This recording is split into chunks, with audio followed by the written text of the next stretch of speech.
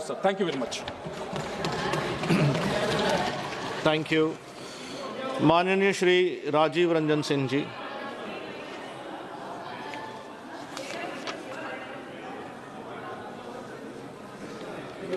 सभापति महोदय, लोकसभा के माननीय अध्यक्ष के विरुद्ध विपक्ष के द्वारा लाए गए संकल्प पर चर्चा हो रही है। मैं उस संकल्प का विरोध करने के लिए खड़ा हूं, इसलिए कि उस संकल्प का कोई अर्थ नहीं, अर्थहीन संकल्प। वह पूरा जो संकल्प है वो अपने एक नेता को खुश करने के लिए, उनको उनकी तुष्टीकरण के लिए यह संकल्प लाया है और कुछ नहीं है उस संकल्प। अगर आप ईमानदारी से पूछें तो विपक्ष के जितने सांसद हैं वो अगर दिल पर हाथ रख के सोचेंगे तो वो इस संकल्प के विरोध में, लेकिन कहीं नाराजगी न झेलने नेता का, विरोधी दल के नेता का, जिनकी विरासत चली आ रही है इस देश में, अब उस विरासत को खुश करना है तो क्या करेंगे बेचारे मजबूरी में। बाहर कहते हैं बहुत लोग, बाहर में बोलते हैं कि हम लोग क्या करें, हम लोग तो मजबूर हैं। तो अब बोलते हैं तो ये उनकी दिल की आवाज। तो इसलिए मेरा कहना है कि ये संकल्प नहीं है, बल्कि लोकतंत्र के इस मंदिर के उच्च सदन के चेयर को दबाव में रखने का एक प्रयास किया गया और कुछ नहीं। महोदय, यह लोकतंत्र का मंदिर है और लोग इस मंदिर की पूजा करते हैं। यह लोकतंत्र की सर्वोच्च संस्था, देश और संविधान की गरिमा का रक्षक है यह सदन। और लोकसभा के अध्यक्ष उसके कस्टोडियन है। उनका दायित्व है कस्टोडियन के हैसियत से, उनका दायित्व है कि इस मंदिर के सम्मान की रक्षा करें, इस देश के लोकतंत्र की रक्षा करें, इस देश के संविधान की रक्षा करें। ये उनका दायित्व। और जब परिस्थिति बदल जाती है, जब ये लोकतंत्र का जो मंदिर है, ये चर्चा का मंदिर है, यहां हम चर्चा करते हैं, पक्ष और विपक्ष किसी भी बिल पर, किसी भी कानून बनाने की प्रक्रिया पर, किसी भी विषय पर जब हम चर्चा करते हैं तो पक्ष और विपक्ष की दोनों की राय आती है और उससे हम उसका समुद्र मंथन से जो निष्कर्ष निकलता है वह देश के 140 करोड़ जनता के हक में होता है, उसके पक्ष में होता है। लेकिन जब उस पूरी प्रक्रिया को, जब उस पूरे सिस्टम को ध्वस्त करने का प्रयास कोई करता, संसद की गरिमा को तार तार करने का कोई प्रयास करता हो, संसद में बहस नहीं हो, व्यवधान उपस्थित करने का प्रयास करता हो, तो यह सिर्फ इस लोकतंत्र की मंदिर का अपमान नहीं है, बल्कि इस देश के 140 करोड़ जनता की भावना पर कुठाराघात करता है। ये कारनामा है विपक्ष का। और ऐसी स्थिति जब पैदा हो जाती है, ऐसी स्थिति जब पैदा हो जाती है और लगातार पैदा हो रही, यदा कदा तो कोई अगर घटना हो जाए तो उसको अनदेखा किया जा सकता है, लेकिन अगर यह परंपरा बन जाए, अगर यह रोज की आदत बन जाए, तो इस लोकतंत्र के मंदिर का जो कस्टोडियन है वो असहज होता है, वो अंदर से कष्ट में जाता है। और जब वो अंदर से कष्ट में जाते हैं, अंदर से जब असहज होते हैं, तो उनको कभी कभी रोकना टोकना पड़ता है। और सिर्फ विपक्ष के लोगों को नहीं रोका है उन्होंने, हमने देखा इस सदन में 17वीं लोकसभा में भी और 18वीं लोकसभा में माननीय अध्यक्ष ने आसन से कई मंत्रियों को भी टोकने का काम किया है, तो सत्ता पक्ष के सदस्यों को भी टोकने का काम किया है, लेकिन सबने स्वीकार किया है, उसको सहजता से स्वीकार किया, क्योंकि वो अध्यक्ष की गरिमा का सवाल है। अध्यक्ष अपनी कर्तव्यों के प्रति, अपने कर्तव्यों के प्रति जब सजग होते हैं तो उसको पूरा करने के लिए वो सभी को समान रूप से देखने का काम करते हैं, और इसलिए वो टोकते रहते हैं। यह जरूर है कि ये लोकतंत्र है, और लोकतंत्र में पक्ष और विपक्ष, सत्ता पक्ष और विपक्ष दोनों का महत्व है, दोनों महत्वपूर्ण अंग हैं लोकतंत्र। सत्ता पक्ष जनता के मैंडेट से देश में शासन करने के लिए आती, विपक्ष को विपक्ष में बैठने का मैंडेट मिलता है, लेकिन विपक्ष से यह आशा की जाती है कि वो सत्ता पक्ष को बहस के माध्यम से सकारात्मक पॉजिटिव सुझाव दे, ताकि नीतियां बनाने के समय सरकार उस पर जरूर ध्यान दे। यह है वैकल्पिक दृष्टिकोण रखना विपक्ष का अधिकार है, विपक्ष उसको रखता है और रखना भी चाहिए। ये इतिहास रहा है, आज तक पक्ष और विपक्ष में चर्चा होती रही है, लेकिन ये सारी चर्चाएं होती है संसद के नियमों के, संसद की परंपराओं के और मर्यादा का पालन करते हो। आज का विपक्ष क्या हो गया है? आज का विपक्ष क्या है? पूरे सदन को, अगर पूरे सदन की कार्यवाही को उठा के देखा जाएगा तो आधा से ज्यादा समय नारेबाजी में, शोर शराबे में परिणत होता है, और इससे और कुछ नहीं होता है। इससे 1 करोड़ जनता, 140 करोड़ जनता प्रभावित होती है, और लोकतंत्र, हमारा लोकतंत्र कमजोर होता है जब विपक्ष का व्यवहार नकारात्मक हो जाए तो। और यह विपक्ष लगातार नकारात्मक अपने कृत्यों से विख्यात होता है। उनको लगता है कि आज तो न्यूज छप गया, न्यूज में हेडलाइन छप गया, विपक्ष के नेता ने सदन नहीं चलने दिया। आपको गलतफहमी होता है, आप आत्मसंतोष करने के लिए हेडलाइन पढ़ के संतोष कर लेते हैं, इससे आपके आत्म तुष्टि का आपका निकलता है, लेकिन देश की 140 करोड़ जनता मजाक उड़ाती है, कहती है जिसको हमने अपने हक में कानून बनाने के लिए भेजा वो मेरा मजाक उड़ा रहा है, सदन को समाप्त कर रहा है। इसलिए गलतफहमी में आप न रहें, ये गलतफहमी में न रहे, वो आदत है इन लोगों का। तो इसलिए संसदीय लोकतंत्र की जो मूल भावना, जो संसदीय लोकतंत्र की मूल भावना है, उस पर कुठाराघात होता है जब ऐसी हरकत विपक्ष के माध्यम से किया जाता है। क्या करते हैं भाई? लोकसभा के अध्यक्ष की गरिमा को आप कमजोर कर रहे हैं। वह पद एक गरिमा का पद है।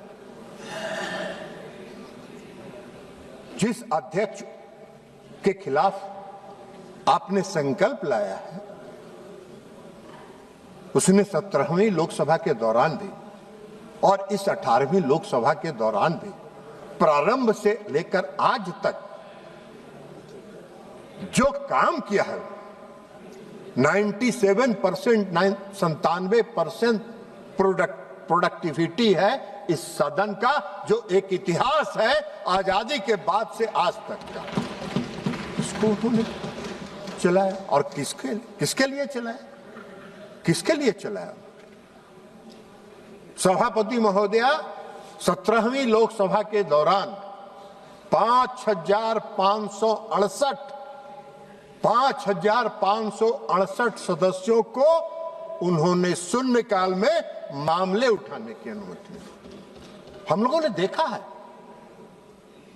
कि उनके मन में पीड़ा रहती थी, इस बात की पीड़ा रहती थी कि नए सदस्य चुन के आए हैं, नौजवान सदस्य चुन के आए हैं, उनको मौका देंगे, वो बोलने का प्रयास करेंगे तो वो सीखेंगे, वो बोलने की का काम करेंगे, और उनको मौका देने के लिए 2-2 बजे रात तक, 4-4 बजे भोर तक उन्होंने सदन चलाने का काम किया, सदन चलाने का काम किया। ये उनको उपलब्धि।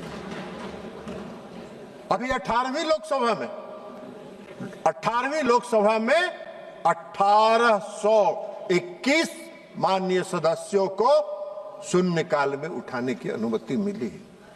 1821। आप जरा पुराना रिकॉर्ड भी निकाल लीजिए, आप देख लेंगे कि कितने माननीय सदस्यों को शून्यकाल में उठाने के लिए मौका दिया गया है।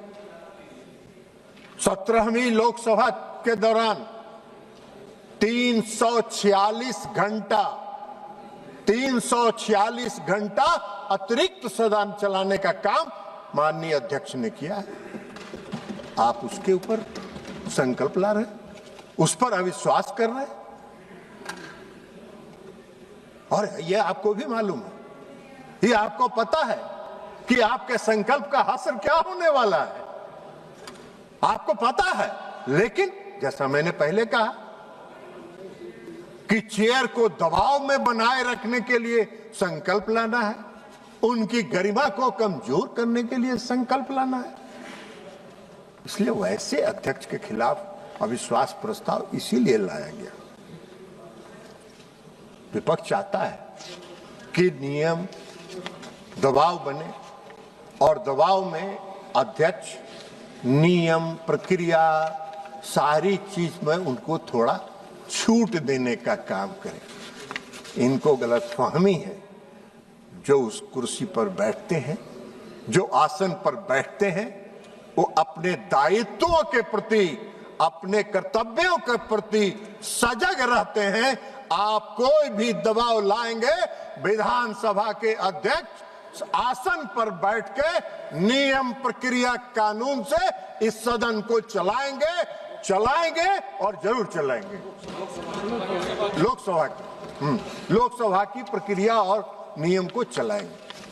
तो इसलिए आप इस गलतफहमी में नहीं रहे। अब लोकसभा की अध्यक्ष की जिम्मेवारी है, उनकी अध्यक्ष की जिम्मेवारी है परंपराओं के मुताबिक चलना, नियमों के मुताबिक चलना, जो प्रावधान है उनके मुताबिक चलना, संविधान के प्रावधानों के मुताबिक चलना। तो ये नारेबाजी, शोर शराबा और नियमों की अवहेलना के बाद ये सब काम करके ये लोग थक चुके, और इस थकने के बाद अब अंतिम अस्त्र के रूप में इन्होंने लोकसभा अध्यक्ष के विरुद्ध संकल्प का प्रस्ताव लाया है। ये इनका आचरण है।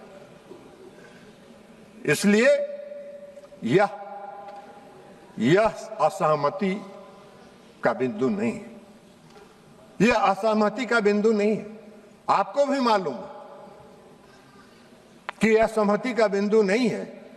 ये संविधान की आत्मा को, की भावना को, आत्मा को आहत करने का प्रयास है, जो कदापि नहीं होने वाला है, जो कदापि नहीं होना।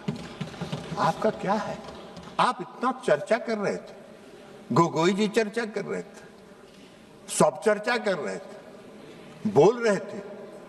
एलओपी को बोलने नहीं दिया जाता है, एलओपी को दबाव दिया जाता है, माइक बंद कर दिया जाता है, अरे कल जब जिम्मेवारी के साथ बोलिएगा तब ना माइक खुला रखेगा, जब गैर जिम्मेवारी का व्यवहार करिएगा तो माइक तो बंद हो ही जाएगा, स्वतः बंद हो जाएगा।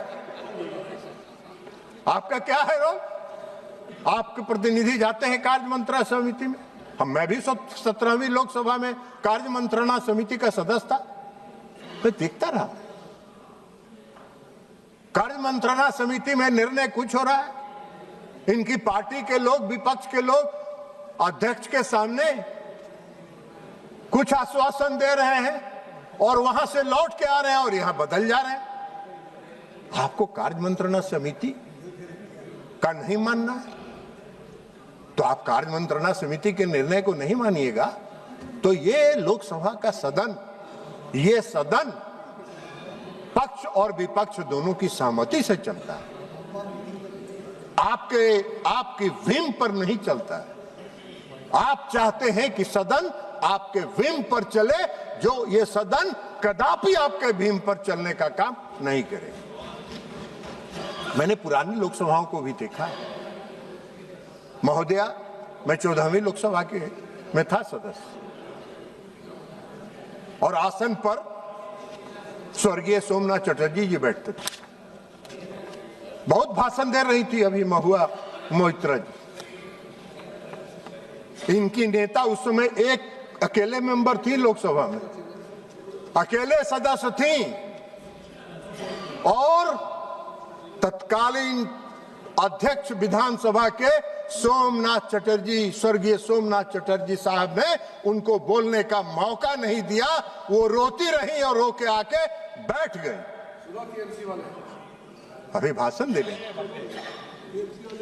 और विपक्ष के नेता थे उसमें अडवाणी जी उसमें विपक्ष के नेता थे। अडवाणी जी ने कभी अविश्वास प्रस्ताव नहीं लाया। उस समय इनकी नेता ममता जी एनडीए की अंग थी, एनडीए में बैठती थी, तो बार बार इधर उधर करते रहती हैं सब सुविधा के अनुसार। तो इसलिए इनका जो है, इनका वो है, तो इनका देख लीजिए। अब आप सदन की खर्चा पर मान लीजिए, आप जब सदन चलता है, सदन बैठिए ना, आपको बता देंगे, आपका अभी हासिल बता चुके हैं कि आपका इलाज हो चुका है, डॉक्टर बीमारी पकड़ लिया आपका, इनका बीमारी पकड़ ली है, इनको अभी दवा दिया जाएगा, हाई एंटीबायोटिक। महोदया, इस सदन पर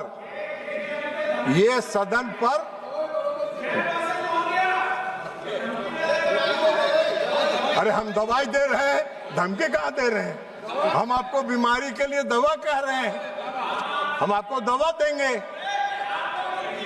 हम दवा देंगे आपको बढ़िया हाई एंटीबायोटिक, आपकी बीमारी सब दूर हो जाएगी। महोदया, यह सदन जब चलता है तो 2.5 लाख रुपया प्रति मिनट सदन पर खर्च होता है, प्रति घंटा 1.5 करोड़ रुपए खर्च होता है और प्रतिदिन 9 करोड़ रुपए का खर्च है। ये पैसा किसका है? ये पैसा किसका है? न सत्ता का है न विपक्ष का है, ये इस देश की जनता के मेहनत की कमाई है, जिसका आप दुरुपयोग कर रहे हैं, उसका मजाक उड़ा रहे हैं। सदन के काम में व्यवधान डालकर जनता की खून पसीना के साथ इस तरह का खिलवाड़ मत करिए।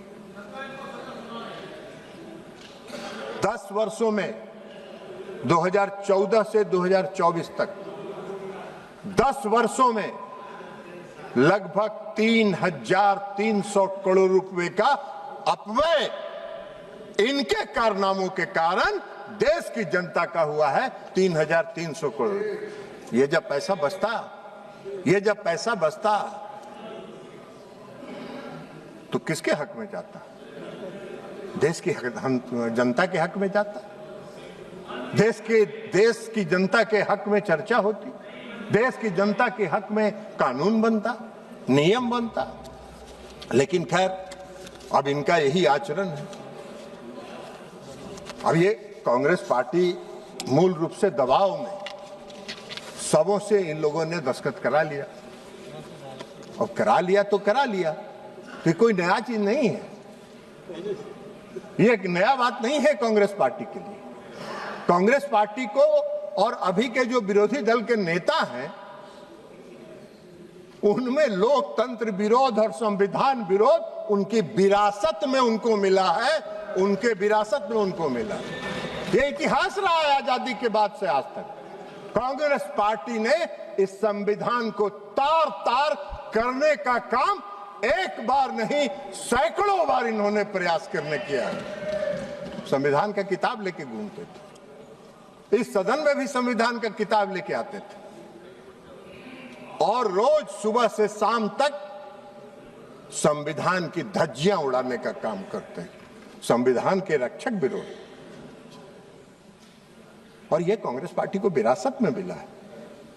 कांग्रेस पार्टी की विरासत में है लोकतंत्र को, संवैधानिक संस्थाओं को जितना कमजोर किया जाए उतना इनको खुशी होती है, उतना ही इनको खुशी होती है। अब ये क्या करते हैं, राष्ट्रपति का भी भाषण होता है संयुक्त अधिवेशन, उसमें भी व्यवधान करते हैं, उसमें भी व्यवधान करने का काम करते हैं। आज तक का इतिहास नहीं रहा। महामहिम राष्ट्रपति इस देश के गौरव है, इस देश का सम्मान है, और ये भी बोल रहे हैं बीच से पीछे से, दादा उस महामहिम राष्ट्रपति का और महिला का अपमान जो अभी पश्चिम बंगाल में हुआ है, आपको शर्म आने के बजाय आप उस पर व्यंग कर रहे हैं। यही तो है आपका, एक आदिवासी का, एक महिला का जो इस देश की राष्ट्रपति हैं, वो आपके प्रदेश में जाती हैं, आपकी सरकार उनका अपमान करती है। ये तुष्टीकरण है, ये आपका काम करता है। और इनका क्या है दोनों का, इन दोनों में क्या है कि एक मीठा बोलती हैं, थोड़ा थोड़ा मीठा बोलती हैं, जैसे आज किरण रिजिजू को भी मीठा बोल रही थी, किरण रिजिजू ने भी उनको कहा था, और एक कटु बोलते हैं।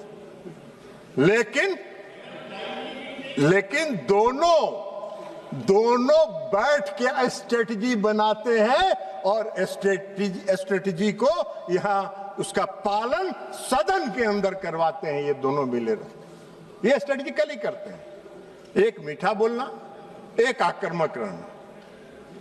संसद को राजनीतिक नाटक का मंच बनने नहीं दिया जा सकता है, राजनीतिक मंच नहीं बन सकता है।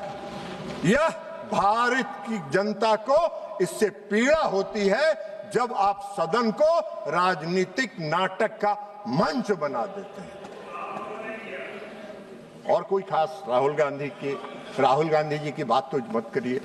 राहुल गांधी जी का तो जितना चर्चा करिएगा उतना ही कम है। और जो उनको विरासत में मिला है नेहरू गांधी परिवार का, उसी विरासत को आगे बढ़ा रहे हैं। उनको लगता है कि जितना लोकतंत्र को हम कमजोर करने का प्रयास करेंगे उतना ही हमको लाभ होगा। लाभ नहीं होता है, सिकुड़ते जा रहे हैं और आगे भी सिकुड़ते जाइएगा, आप चिंता नहीं करिए। इनका काम है, जितनी संस्थाएं हैं, संवैधानिक संस्थाएं हैं, उनकी विश्वसनीयता पर सवाल खड़ा, उनकी विश्वसनीयता पर सवाल खड़ा कर। अब ये निर्वाचन आयोग इस देश की संवैधानिक संस्था है, उनके ऊपर, निर्वाचन आयोग पर चुनाव कराने की जिम्मेवारी है। आप बार बार उसकी आलोचना करते हैं, ईवीएम मशीन पर आप सवाल उठाते हैं, इस सदन में उठाते रहे। क्यों भाई? जब आप कर्नाटक में जीत जाइए तो ईवीएम मशीन सही है, जब आप पश्चिम बंगाल में जीत जाइए तो ईवीएम सही है, जब तेलंगाना में जीत जाइए तो ईवीएम सही है, और जब महाराष्ट्र में हार जाइए तो ईवीएम गलत है, हरियाणा में हार जाइए तो ईवीएम गलत है। ऐसा कहीं चला है आज तक? लेकिन इसके माध्यम से चुनाव आयोग की विश्वसनीयता पर सवाल उठाते हैं, और चुनाव आयोग की विश्वसनीयता पर इस देश की जनता को भरोसा है। आप लाख प्रयास कर लीजिए, कोई असर नहीं होगा। आज देश की जनता को मालूम है कि हम बूथ पर जाते हैं और 3 मिनट के अंदर वोट देके चले आते हैं। यह है चुनाव आयोग की विश्वसनीयता पर जनता का भरोसा और जनता का विश्वास। तो इसलिए आपके कोई फर्क नहीं पड़ता। अब स्पेशल इंटेंसिव रिवीजन चल रहा था, आप उस पर भी हल्ला कर रहे थे। बिहार में बहुत हल्ला कर लिए, बहुत हल्ला कर लिए। इधर एगो मेंबर हल्ला कर रहे हैं, जिनकी बात हमने कहा कि उनके लिए हाई एंटीबायोटिक का इंतजाम है। 19 से 6 पर आ गए हैं, 6 पर आ चुके हैं। अब वो 6 से 0 पर जाने वाले हैं। इसकी चिंता नहीं करिए। तब हाँ, तो ये हल्ला कर रहे थे। क्या हल्ला कर रहे थे भाई?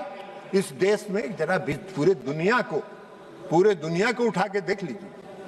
पूरे दुनिया में कौन सा ऐसा देश है जहां यह नियम हो कि जो मेरे देश का नागरिक नहीं है, जो उस देश का नागरिक नहीं है, उसको वहां देश वोट देने का अधिकार है?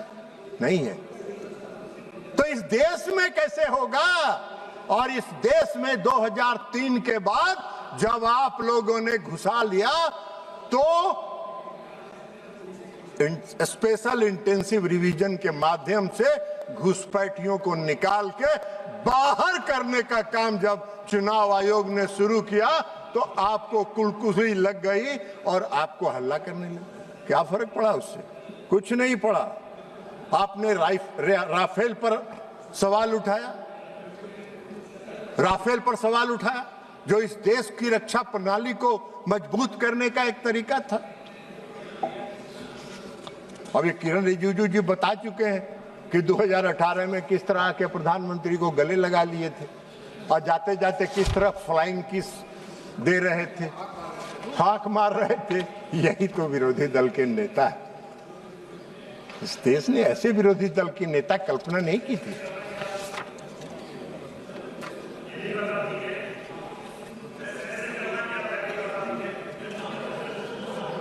अब ये बता चुके हैं लोग, कई लोगों ने बताया है कि लोकसभा के अंदर भी और लोकसभा के बाहर भी कई सांसदों पर करते हैं। और छोड़ दीजिए, सांसदों पर तो जो करते हैं सो करते हैं।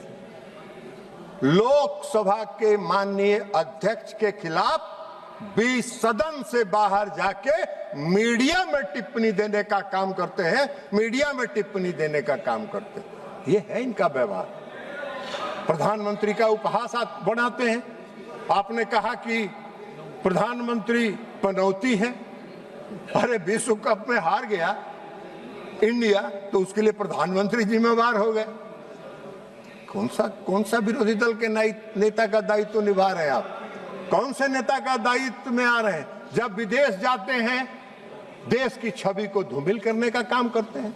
इस देश के प्रधानमंत्री ने पूरे विश्व में और पूरे दुनिया में भारत का मान सम्मान और स्वाभिमान बढ़ाने का काम किया, और आप विदेशों में जाके देश की छवि को धूमिल करने का काम करते हैं। यही तो आपका धंधा है।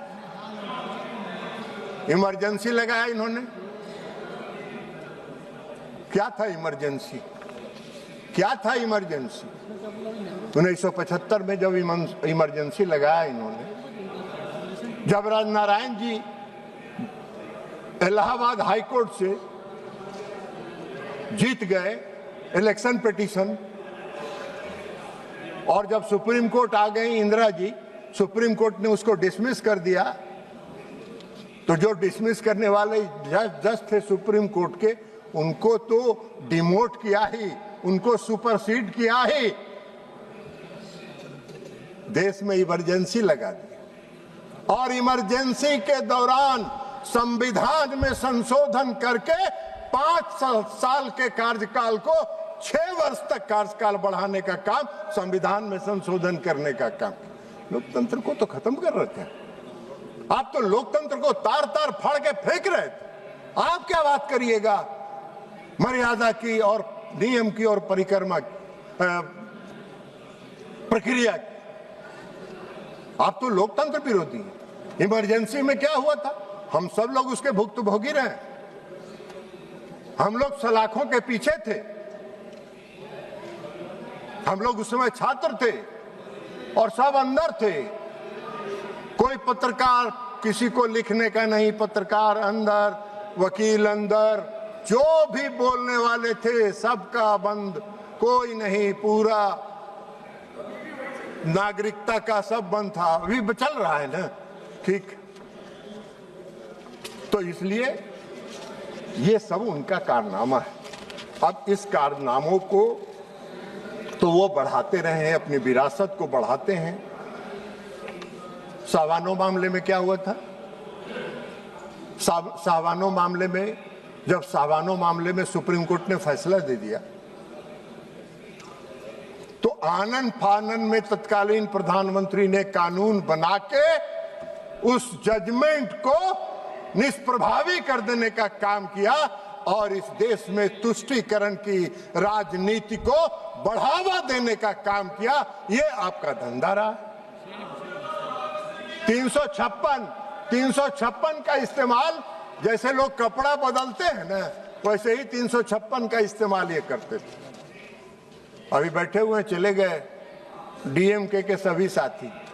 करुणानिधि जी की सरकार थी, तमिलनाडु में बहुमत की सरकार थी, बर्खास्त कर दिया, करुणानिधि जी को जेल के अंदर पहुंचा दिया। फिर भी अब वो बैठे हुए हैं, क्या करेंगे? राजनीतिक मजबूरी है, तो राजनीतिक मजबूरी में बैठे हुए हैं, तो उसका लाभ उठाएं।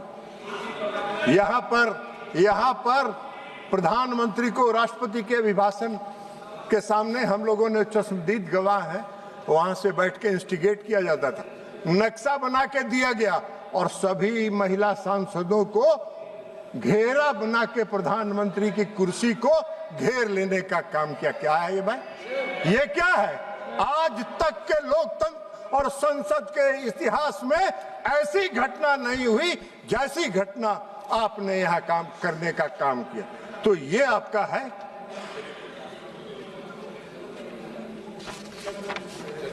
तो इसलिए, लेकिन आपका ये चरित्र है, आपको यही विरासत में मिला है और आपका है नहीं कुछ। आप तो कुछ अब जानते भी नहीं है, कुछ जानकारी भी नहीं, अपनी संतुष्टि के लिए करते रहते हैं। सदन में बोलते हैं, जब अध्यक्ष बैठे रहते हैं तो पीठ अध्यक्ष की तरह करके किसी से बात करते रहते हैं, किसी से गप करते रहते हैं। यही तो आपका आचरण है। तो न सदन के नियम, न प्रक्रिया, न परंपरा, किसी चीज से आपको कोई मतलब नहीं है। लेकिन सभापति महोदया, मैंने कहा कि ये लोकसभा के अध्यक्ष के खिलाफ जो यह संकल्प, अविश्वास का संकल्प लाया गया है, ये उन पर दबाव बनाने के लिए लाया गया है। वास्तव में अगर मेरी राय पूछिएगा तो लोकसभा के अध्यक्ष के खिलाफ अविश्वास के बदले विरोधी दल के नेता के खिलाफ अविश्वास का संकल्प सदन में पेश होना चाहिए। विरोधी दल के, चूंकि जब विरोधी दल का नेता, जब सांसदों का जब पे एंड सैलरी का एक्ट बना था, उस समय विरोधी दल का नेता का प्रावधान किया गया। किसी ने उस समय कल्पना भी नहीं किया था कि इतना गैर जिम्मेवारी और उच्च श्रृंखल व्यक्ति इस देश के विरोधी दल के नेता पर बैठेगा। इसलिए